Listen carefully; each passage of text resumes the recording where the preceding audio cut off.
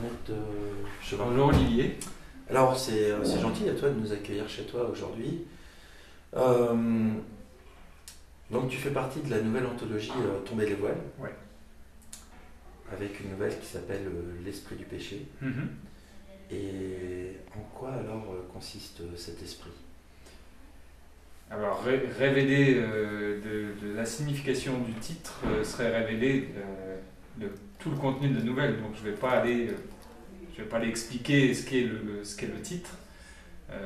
Cependant, je peux déjà dire que la trame de l'histoire se déroule en Irlande, et notamment dans une abbaye qui, malgré le fait que les lecteurs vont sans doute penser que c'est inventé, est une abbaye qui a réellement existé, qui s'appelle l'abbaye de Tuam, dans laquelle on a effectivement retrouvé pas mal de cadavres. Donc je n'irai pas expliquer au-delà, mais... je dois dire que en fait, l'Irlande est connue justement pour ses... qui avait des mœurs très catholiques. En fait, les jeunes filles qui avaient péché en fait, étaient souvent envoyées en fait, dans ces lieux pour enfanter. En fait, c'est même je dirais, une tradition en fait, des abbayes. On pense souvent qu'en fait, les jeunes femmes de bonne famille étaient mises dans les abbayes pour conserver leur virginité, mais c'était plutôt l'inverse en fait. Oui, la virginité avait été consommée et il fallait cacher quelque chose. Voilà, donc effectivement, comme c'était un terrain déjà très propice à ce genre d'histoire, moi il m'a semblé, quand j'ai vu le thème cette année de Tomber les voiles, que c'était le meilleur endroit pour effectivement écrire une nouvelle avec cette notion de tomber les voiles, justement, avec cette notion religieuse. Donc c'était un terrain très propice, un terrain très catholique, parce que moi je suis pas forcément quelqu'un de très croyant envers, on va dire, une représentation humaine de la religion.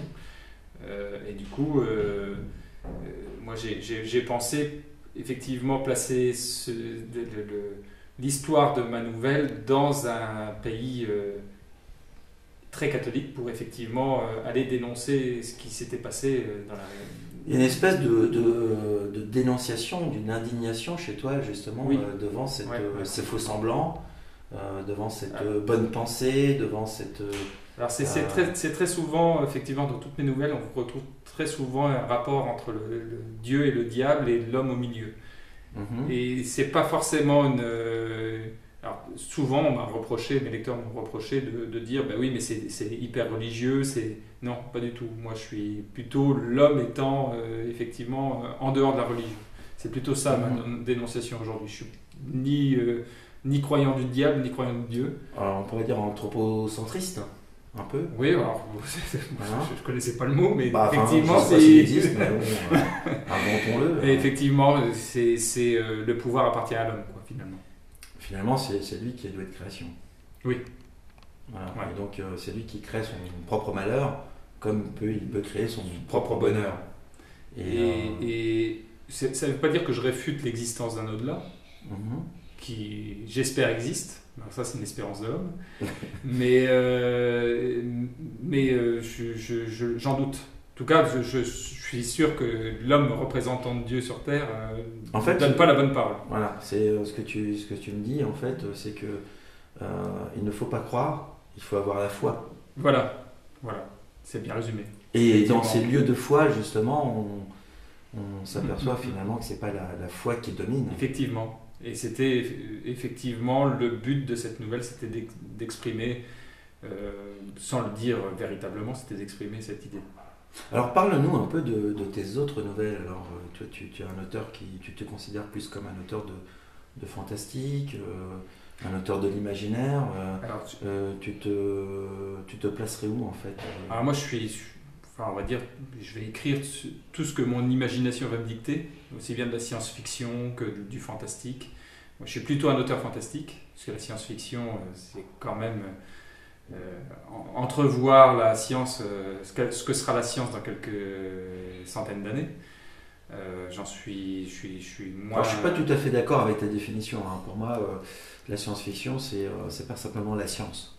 C'est aussi. C'est peut-être parce que je l'ai pas compris que j'en écris pas. Voilà, pour moi, c'est plutôt une préconition en fait de l'avenir. C'est-à-dire de voir quels sont les possibles, les champs des possibles pour une société. C'est vrai qu'on est dans une société qui est axée vers la science, qui est axée vers le raisonnement, vers qui est très cartésienne, finalement, avec une méthodologie. Mais finalement, en fait, d'autres sociétés ont des avenirs aussi, et donc ils sont plus proches de la religion, comme on peut le voir dans la nouvelle. Dans la nouvelle, mais aussi, comme on peut le voir aussi dans notre quotidien, je veux dire, avec tout un tas de voiles aussi. Voilà. Et donc toi, tu te considères plus comme un écrivain d'imaginaire, et un imaginaire qui va vers le fantastique. En fait, je me mets pas dans des cases au final, parce que ça c'est une case. Oui. Moi j'écris. Je suis désolé. Non, mais c'est vrai. Non, mais la question elle est très bonne, parce que finalement moi je vais écrire ce que me dicte mon imaginaire. Donc après on peut me classer dans du fantastique, dans de l'horreur, dans de la science-fiction, etc. Moi on va dire que j'écris dans l'imaginaire en règle générale. Après, celui qui veut me placer dans la science-fiction, il m'y place. Moi, je vais dire que directement, je me placerai plus dans la case fantastique. Maintenant, j'ai déjà écrit plein d'histoires sur des androïdes qui n'avaient rien à voir avec du fantastique, et qui étaient pour le coup que de la science. Mais c'est ce que me dictait mon imaginaire et ce que me dicte mon monde virtuel, on va dire. Alors aujourd'hui, tu es un écrivain qui a quand même publié beaucoup de nouvelles. Quelques-unes. Voilà. Beaucoup, je dirais pas ça, mais quelques-unes. Quelques-unes, tu en es à combien? Je dirais entre une vingtaine, une trentaine, je les compte pas, parce que bon, j'ai eu c'est quand même important.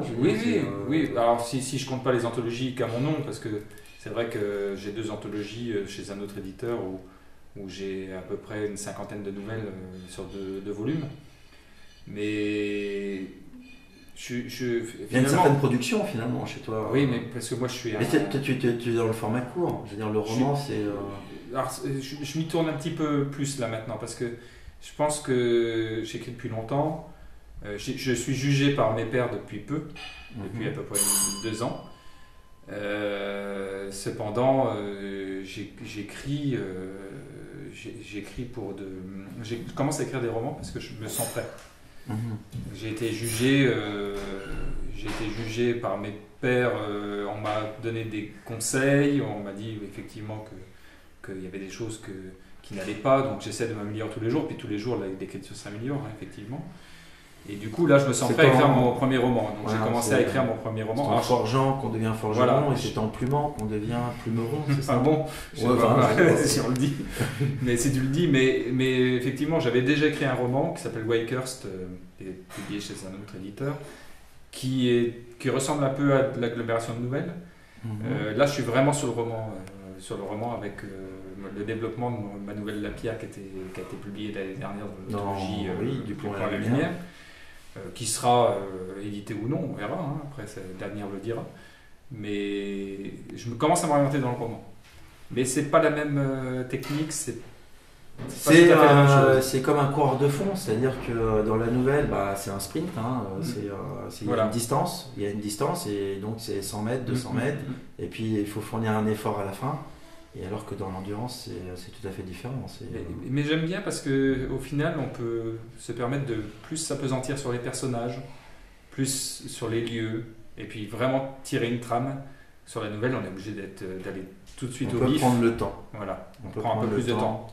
Quitte à, je pense que c'est un peu mon défaut, aller peut-être un peu trop dans la description et dans les longueurs. Je pense qu'il y a une intimité plus importante en fait entre l'auteur et le lecteur dans un roman que dans une nouvelle. Tout à fait. Dans une nouvelle, c'est vraiment c'est une découverte, c'est un point d'interrogation, ça peut être une gifle, des fois une claque. Alors que dans un roman, il s'installe en fait une complicité entre l'auteur et le lecteur, et c'est sur la durée en fait où il faut donc un rythme. Puis, effectivement, on est plus proche du lecteur, et puis on peut exprimer des choses beaucoup plus profondes que dans une nouvelle. Oui, parce que je pense que tu as un auteur très structuré en fait, très structuré. Il y a cette volonté chez toi en fait de structure narrative, et je pense que finalement dans un roman, en fait, tu vas pouvoir justement Je sais je pas. veux dire, Tu vas donner beaucoup plus d'arborescence en fait à ta pensée, Hmm. en fait, et à ta pensée, à l'histoire, etc. Et c'est vraiment cet arbre en fait. C'est un roman, c'est un arbre que l'on plante et que l'on voit grandir, dont les branches se développent et dont le feuillage apparaît. Et chaque feuille en fait est une page. Oui, et puis bon, c'est vrai que ça me permet de construire une histoire beaucoup plus romancée, avec des rebondissements, voilà, finalement, presque à chaque page, c'est une petite nouvelle avec un rebondissement. Enfin, j'invite le lecteur, si effectivement ce roman sera publié, à le découvrir, mais ça sera effectivement dans le monde de la pierre. Et si certains se questionnent sur... La pierre, tu peux nous en rappeler un petit peu, je veux dire. la pierre, c'était l'histoire d'un alchimiste qui s'adjoint un serviteur dévoué, et qui finalement, le serviteur découvre que s'illumine de lui-même à la connaissance. Donc là-dessus, je faisais un petit peu je mettais en exergue le fait de pouvoir de la connaissance par rapport à sa oui, c'est ça, sa condition. Voilà, c'est ça. S'élever par la connaissance. C'est ça, il y a une espèce de trou noir en fait. Hein. Voilà. Cette connaissance, une espèce de trou noir qui aspire l'être humain vers cette non-connaissance en fait. C'est son non-savoir en fait qui l'attire à la connaissance. Alors, il y a une dualité un petit peu, parce que la connaissance permet... Parce que c'est un ignorant en fait. Hein. Voilà. C'est un ignorant. Ça permet d'être innocent. Un ignorant, un innocent. La connaissance permet de s'illuminer au pouvoir, et au final, la connaissance peut parfois aussi conduire à la déchéance. L'histoire était greffée là-dessus. Alors, c'est toute la différence en fait, justement entre ces savants en fait que l'on dit toujours au service du pouvoir, donc des savants hein, qui servent justement ce pouvoir maléfique, et je dirais l'intellectuel qui est là pour être indigné finalement devant ce pouvoir. Donc, il y a beaucoup d'indignation en fait hein, chez toi aussi, notamment dans l'esprit du péché, il y a une certaine indignation. Indignation par rapport effectivement à ce qu'on se permet de commettre au nom de Dieu. Finalement, c'est très actuel. C'est très dans l'actualité. Même si c'est propulsé au 19e siècle, c'est très actuel. Mais je voulais pas rajouter une couche, effectivement, en parlant de l'actualité d'aujourd'hui qui est déjà assez lourde. Et c'est pour ça que j'ai un peu dirigé mon histoire sur... vers notre propre péché, en fait, le propre péché de nos religions, en fait. Voilà. Bon, après, parce que c'est bien de parler des péchés des autres, mais parlons des nôtres. Voilà, libre à celui de croire en Dieu ou de ne pas le croire. Hein. Moi, personnellement, j'y crois, mais pas tel qu'on le définit aujourd'hui. Mais il faut aussi se rendre compte de ses propres péchés, effectivement. C'est ça. Voilà. Il faut qu'on devienne tous des saints crétins. Voilà. Qu'est-ce que tu en penses, Barnett? Non, pas crétins, parce qu'il faut effectivement... Non, mais des saints crétins. Comment ça? Pourquoi crétins? Parce que... des saints, voilà. Après, c'est le respect d'autrui. C'est surtout, surtout là-dessus que j'accentue mon... Voilà, ça, le respect, c'est la reconnaissance de la dignité de l'autre. Comme je sais plus quel écrivain, parce que ça m'échappe, mais disait l'enfer c'est les autres. C'est Sartre, je crois. Sartre, voilà. L'enfer c'est les autres, et le paradis c'est aussi les autres. Donc on peut pas non plus, on peut pas dissocier les deux, quoi.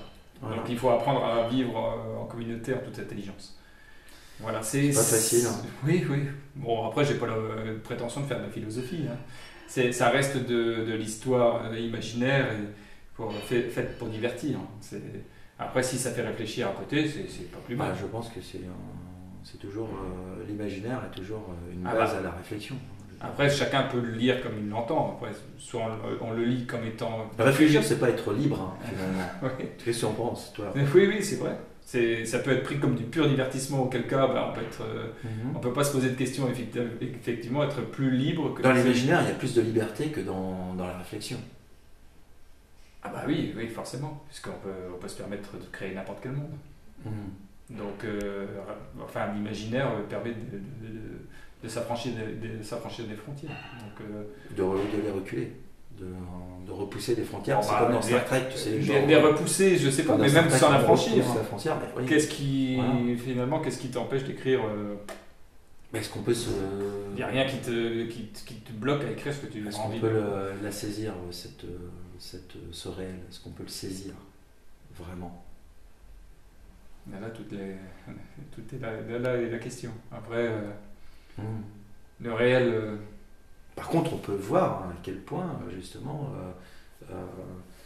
les croyances sont des murs et sont nos conditions, en fait. Après, il faut s'affranchir de ça, au final, parce qu'on nous dicte des croyances.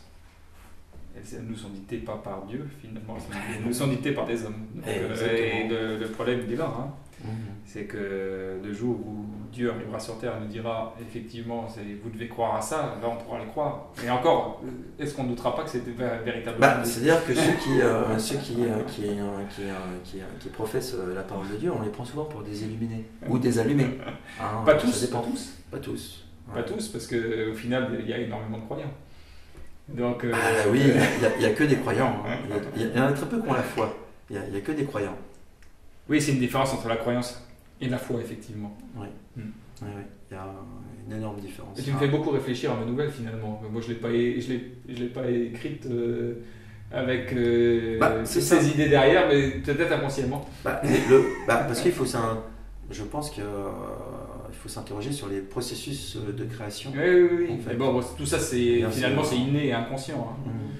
Mais... C'est la spontanéité qui compte toujours, oui. en fait, même dans l'écriture. Mais cette histoire, c'est à un moment que ça me trottait dans la tête. Il peut y avoir une trame, mais il y a quand même le jet est spontané. Même si le sujet finalement de tomber les voiles avec la voile de la religieuse n'est pas très original. Hein. Je pense qu'il y en a d'autres qui ont eu cette idée-là aussi. Alors oui, vous étiez 2 à avoir pensé. Ah oui. Oui, simplement 2 sur plus de 250. Ah oui, parce que justement, lorsqu'une idée est peut-être évidente, en fait, quelqu'un ne va pas l'exploiter. Ah oui. Ouais. Très bien. Donc, il y aura 2 nouvelles qui étaient très proches l'une de l'autre d'ailleurs. Ah oui. Ouais. Oui, donc au final, voilà, c'était un choix d'exploiter ce thème-là, mais c'était un thème qui me tient particulièrement à cœur. Ouais, quelque chose qui se rapproche beaucoup de mon imaginaire. Il y a beaucoup d'injustice dans cette Irlande, justement, du XXe siècle, en fait, jusque dans les années 70, en fait. Cette affaire de Tuam, on a encore du mal à s'expliquer comment ça a pu être possible, par des religieuses surtout. C'est surtout ça, quoi. Ouais. On se dit encore, ce sont des gens, des villageois, on aurait du mal déjà à l'expliquer, hein, mais des religieuses, des représentantes de Dieu. On se dit, il y a quand même un malaise. Un vice. Un vice derrière tout ça. Le vice de l'homme qui est déjà ancré avant de croire, au final. Et c'est vraiment un malaise, quoi. Oui. Bon, moi je suis très partisan, c'est vrai que je n'en ai jamais parlé à ton micro, mais moi je suis tu peux parler au micro. Hein. Très partisan du glauque. Donc, pour moi, c'est un espèce d'attirance. Moi, tu vois, j'adore le style Angel Heart, très glauque, très noir, les univers très noirs. D'accord. Où il n'y a que du pessimisme, pas d'optimisme.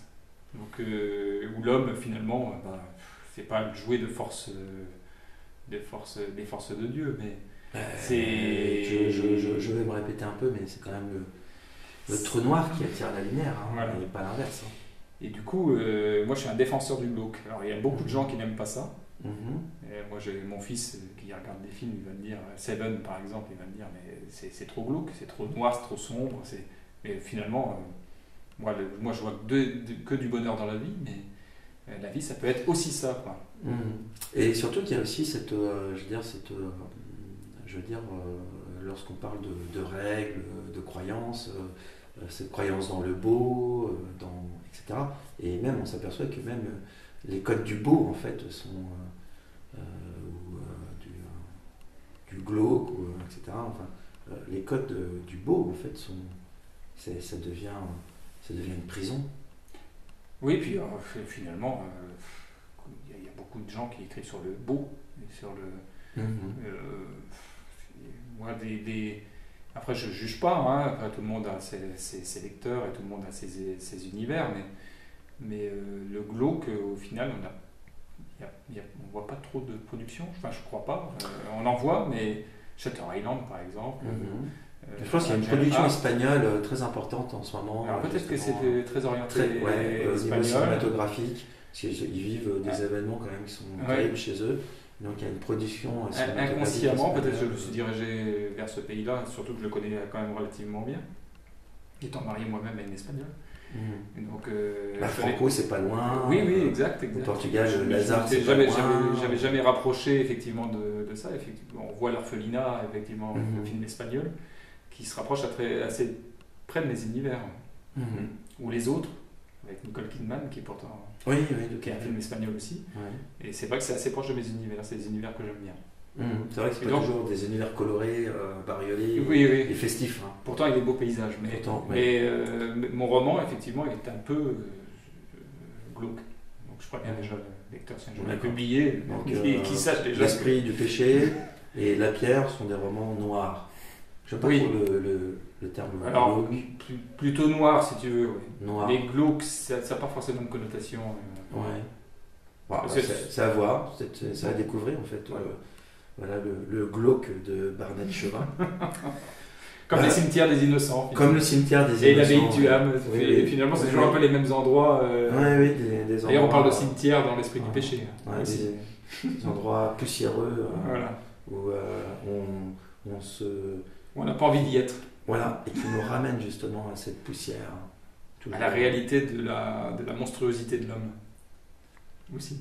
Je sais pas si un petit peu quand même. Voilà, je sais pas, ça dépend du miroir qu'on a en face de nous. Oui, bon, ça ne nous empêche pas de boire un coup. Pas du tout, tiens, c'est ce qu'on va faire. Voilà. Merci Barnett, l'esprit du péché. Merci. Il faut voter pour moi, bien sûr. Ah, tu veux qu'on vote pour toi? Ah bah oui. Voilà, tu es encore. J'ai tellement de choses à écrire sur ce sujet. Moi, je pense que c'est important en fait de consulter les lecteurs sur ce qu'ils ont envie de lire, ce qu'ils ont envie de découvrir, sur les auteurs qu'ils ont envie de propulser en fait. Donc c'est un peu pour ça en fait qu'on consulte les lecteurs. Finalement, ce sont pas simplement on veut pas qu'ils soient que des consommateurs, mais qu'ils fassent partie du processus créatif. Tout comme l'écrivain. Parce qu'en fait, je veux dire, lire un livre, c'est un processus créatif qui se déroule entre un auteur et un lecteur. Et j'y adhère complètement. Cette œuvre, elle est issue de ces deux individus qui se rejoignent à travers, des signes. Voilà. C'est beau. Voilà. Ok, merci Barnett. Merci Olivier. À très bientôt. À bientôt. Et, bonne chance pour l'esprit du péché.